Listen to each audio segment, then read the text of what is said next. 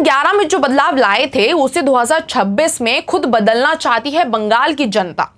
सियासत का चरखा घूम रहा है और सवाल भी।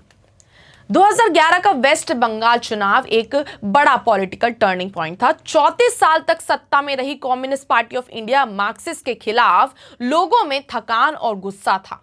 इसी माहौल में ममता बनर्जी ने मां माटी मानुष का नारा दिया और खुद को चेंज के चेहरे के रूप में पेश किया।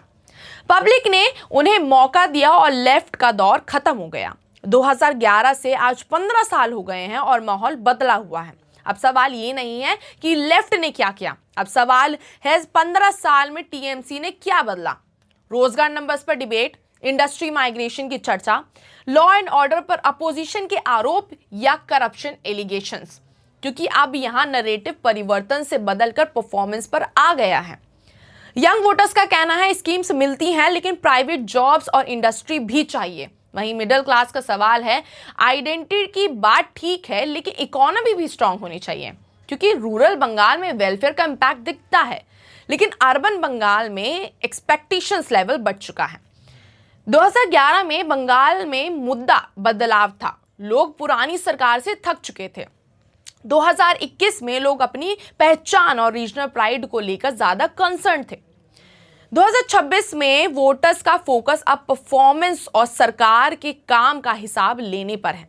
लंबी सरकार पर नेचुरली एंटी इनकम्बेंसी का प्रेशर बढ़ता है, मतलब पब्लिक की एक्सपेक्टेशंस और नजर दोनों ज्यादा स्ट्रिक्ट हो जाती हैं। इस बार अपोजिशन खासकर बीजेपी डेवलपमेंट और डबल इंजन मॉडल पर फोकस कर रही है, तभी जबकि टीएमसी रीजनल आइडेंटिटी और वेलफेयर को हाईलाइट कर रही है। 2011 में वोट गुस्से में दिया गया था, 2026 में पब्लिक परफॉर्मेंस और अकाउंटेबिलिटी को जज कर रही है।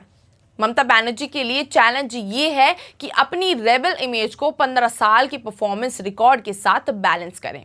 आखिरकार 2026 का चुनाव सिर्फ पार्टीज का टक्कर नहीं बल्कि ट्रस्ट वर्सेस टेस्ट का मोमेंट है।